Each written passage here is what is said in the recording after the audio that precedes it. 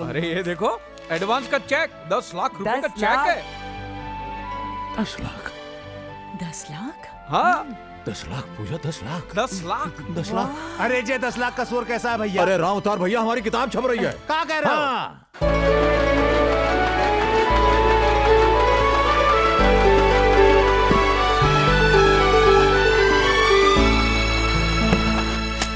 ये देखो, ये न्यूज पढ़ी आप लोगों ने? डैड की बुक इंटरनेशनल मार्केट में बेस्ट सेलर एक्लेम कर ली गई है। डैड लाखों में खेल रहे हैं, लाखों में। सो व्हाट करण, हमें तो फूटी कौड़ी नहीं मिलने वाली, और वो सब हमारे बड़े भाइयों की वजह से। क्यों भाई, हम लोगों ने उनके साथ कौन सी बदतमीजी की है? कुछ तो किया होगा आप लोगों ने, तभी तो हमारे यहाँ आने के बजाय घर चले गए वो। अरे बाबा, ये आपस में लड़ने का वक्त नहीं है। शी इज राइट, ये वक्त तो रूठों को मनाने का है। यस, हमें पापा के पास जाना चाहिए और उन्हें मनाना चाहिए। कोई फायदा नहीं, वो लोग नहीं मानने वाले। अरे क्यों नहीं मानेंगे? आखिर हम उनके बच्चे हैं, और कोई माँ बाप अपने बच्चों से बहुत देर तक नाराज नहीं रह सकते। ज्यादा हुआ तो माफी मांग लेंगे, और क्या। हाँ हाँ, हम उनके पांव पड़ जाएंगे, उनके सामने नाक रगड़ेंगे, फिर देखना वो कैसे पिघलते हैं। बिल्कुल ठीक, अब हमें जरा भी देर नहीं करनी चाहिए। Let's leave immediately. Come on, let's go. हाँ चल। अरे पायल बेटा, जल्दी से तैयार हो जाओ, दादा दादी से मिलने जाना। Rahul, you too, come on, fast, get ready, let's go. आप लोग चलो। गंदे हो। आप लोग उनसे माफी मांगने के लिए नहीं, बल्कि पैसे मांगने के लिए जा रहे हो। राहुल, हम लोग पहले ही उन्हें बहुत रोता हुआ देख चुके हैं, अब और नहीं देखना चाहते। हम लोग नहीं जाएंगे। चलो राहुल।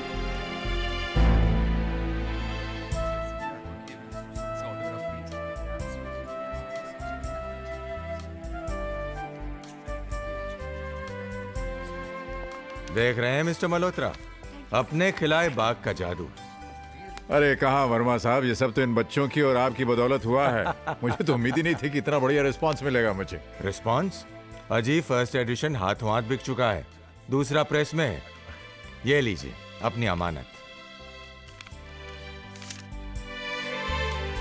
ये अरे लेते जाइए साहब, ये बागबान अभी न जाने और कितने गुल खिलाएगा। अरे हाँ, नेक्स्ट वीक आपके सम्मान में हम एक कार्यक्रम कर रहे हैं, आप तो आइएगा ही, हम परिवार को भी लेके आइएगा।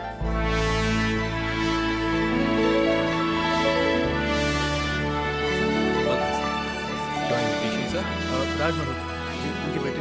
Okay, please come. वाह, first table on the right. आइए वाह। भैया देखिए,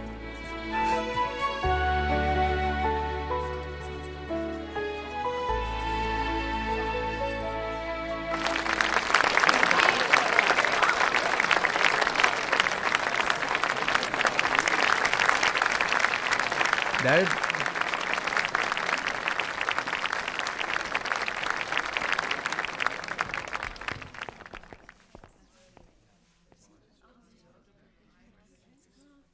लेडीज एंड जेंटलमैन, बागबान किसी इंट्रोडक्शन का मोहताज नहीं। इसके ऑथर का बुकर अवार्ड से सम्मानित किया जाना अपने आप में बागबान की सफलता की कहानी कहता है। इससे पहले कि मैं मिस्टर राज मल्होत्रा से बागबान पर रोशनी डालने की रिक्वेस्ट करूं, मैं चाहूंगा कि उनका बेटा अपने पिता के बारे में कुछ कहे, और इसीलिए मैं स्टेज पर आने के लिए रिक्वेस्ट करता हूं कौन भैया, all the best. Mister Alok Raj से। आलोक जी प्लीज।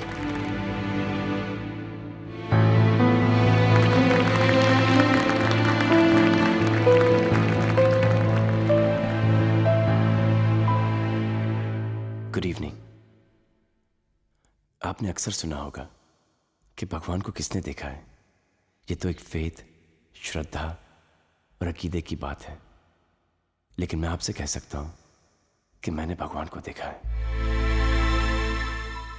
जीते जागते, हंसते बोलते, हर खुशी, हर गम में, हर इम्तिहान, हर हाल में देखा है। और वो कोई और नहीं, मेरे बाबूजी हैं। मैं एक अनाथ था, मैंने कभी अपने माँ बाप को नहीं देखा, और न ही कभी मुझे उनका प्यार मिला। लेकिन मैं यकीन के साथ ही कह सकता हूं कि अगर वो भी यहां पे होते तो वो भी मुझे इतना प्यार, इतनी मोहब्बत नहीं दे सकते थे जो कि मुझे अपने बाबूजी से मिली है। मुझे मेरे बाबूजी से बहुत कुछ मिला है, तो मैं उनसे कुछ नहीं मांग सकता, लेकिन मैं भगवान से एक चीज जरूर मांग सकता हूं कि वो अपनी दुनिया में मेरे बाबूजी जैसे लोग हमेशा बनाते रहे।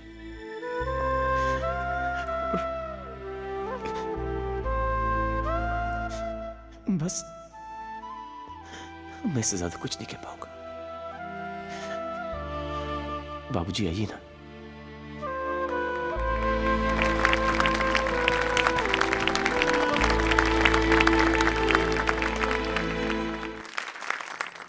देवियों और सज्जनों, आपने मेरे बारे में अभी जो कुछ भी सुना उस पर बिल्कुल विश्वास मत कीजिएगा।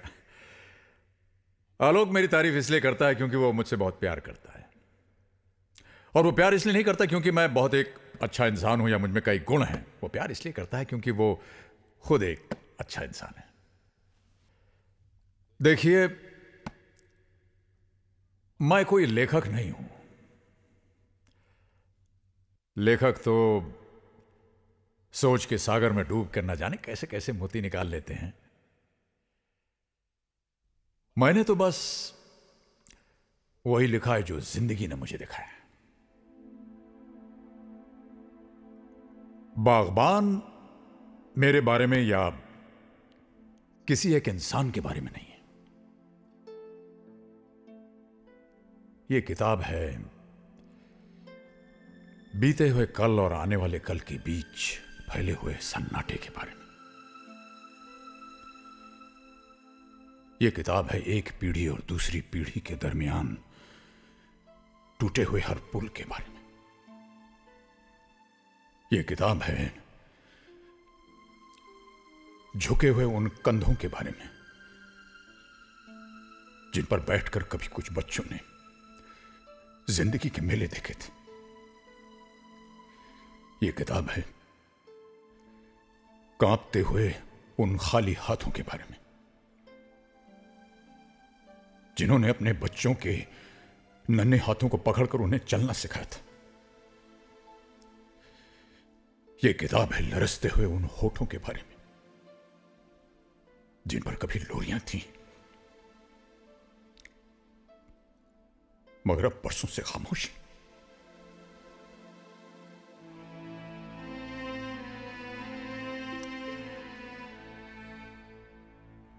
जमाना बदल गया है, जिंदगी बदल गई है। हमारी उम्र के लोग याद करें कैसे बेकार के रिश्तों और बंधनों में उलझे रहते थे हम लोग। बाप के चेहरे में ईश्वर देखते थे हम, मां के चरणों में स्वर्ग दिखाई देता था। लेकिन अब लोग समझदार हो गए। आज की पीढ़ी बड़ी होशियार और प्रैक्टिकल हो गई है। उनके लिए हर रिश्ता एक सीढ़ी की तरह है जिस पर पांव रख करके वो आगे निकल जाते हैं, और जब उस सीढ़ी का कोई इस्तेमाल नहीं रहता है तो उसे घर के टूटे कुर्सी मेज, टूटे फूटे बर्तन, फटे पुराने कपड़े, कल के अखबार की तरह रत्ती समझकर किसी कबाड़खाने में फेंक देते हैं। लेकिन जिंदगी सीढ़ी की तरह ऊपर नहीं जाती। जिंदगी पेड़ की तरह उगती है। मां बाप किसी सीढ़ी के पहले पायदान नहीं होते। मां बाप जिंदगी के पेड़ की जड़ है। पेड़ कितना ही बड़ा क्यों ना हो जाए, कितना ही हरा भरा क्यों ना हो जाए, जड़ काटने से वो हरा भरा नहीं रह सकता। इसलिए आज बड़ी विनम्रता और आदर से मैं पूछता हूं,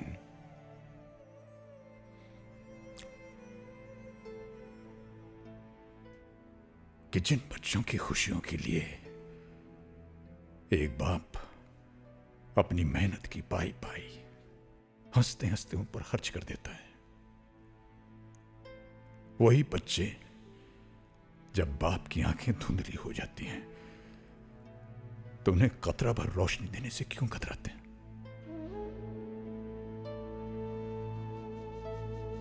एक बाप अगर अपने बेटे की जिंदगी का पहला कदम उठाने में उसकी मदद कर सकता है, तो वही बेटा अपने बाप के आखिरी कदम उठाने में उसे सहारा क्यों नहीं दे सकता? जिंदगी भर अपने बच्चों पर खुशियां लुटाने वाले मां बाप को किस जुर्म में आंसुओं और तन्हाई की सजा सुना दी जाती है? अगर वो हमें प्यार दे नहीं सकते तो उन्हें हमसे हमारा प्यार छीनने का अधिकार किसने दिया?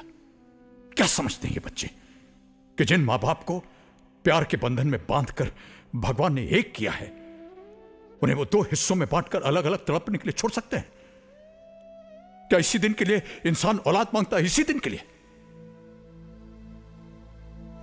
औलाद शायद ये भूल रही है कि जो हमारा आज है वो कल उनका होगा।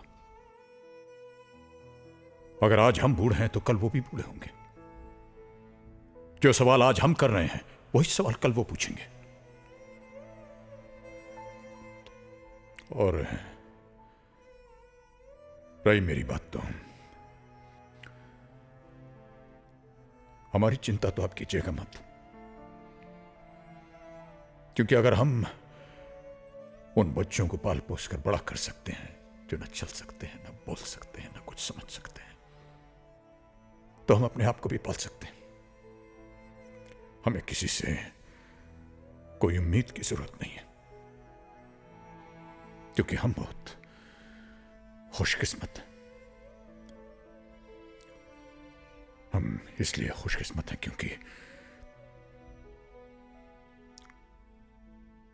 क्योंकि हमें जीवन ने एक ऐसा हम सफर दिया जिसके साथ चलते चलते रास्ते आसान होते गए,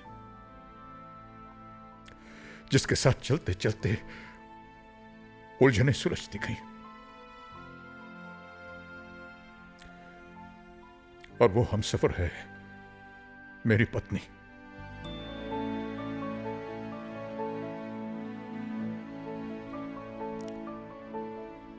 लोग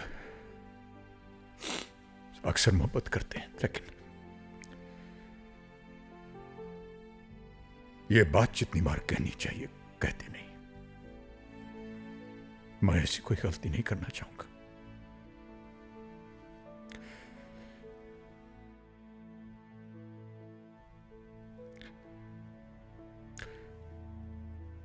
पूजा, मैं तुमसे बेहद मोहब्बत करता हूं, बेहद मोहब्बत। Thank you for being there. तुम हो तो हम हैं तो सब कुछ है, और ना कुछ नहीं, कुछ भी नहीं।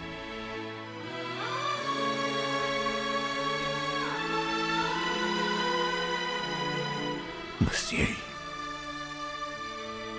कहना था मुझे।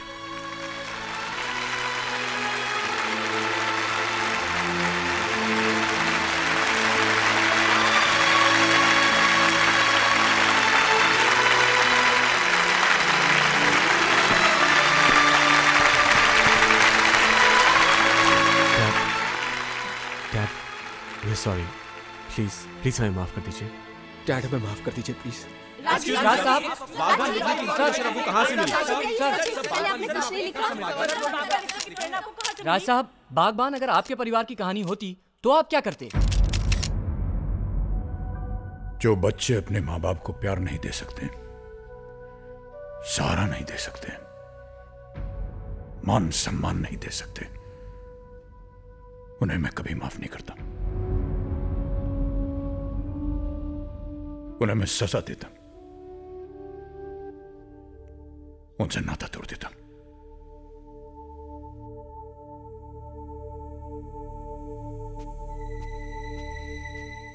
मामा मामा मामा, मैंने तो सुना था कि माँ हर हालत में अपने बच्चों को माफ कर देती है। आप हमें माफ नहीं करेगी please?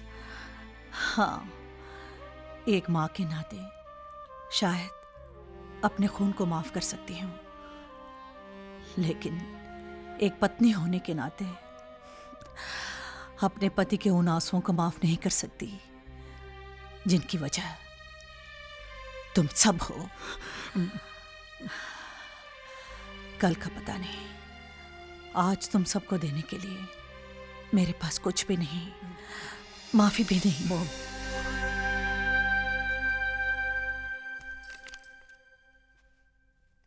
Autograph please. Hey, Rahul, Payal, come here, come here, come here, come here. Yeah! पायल बेटा,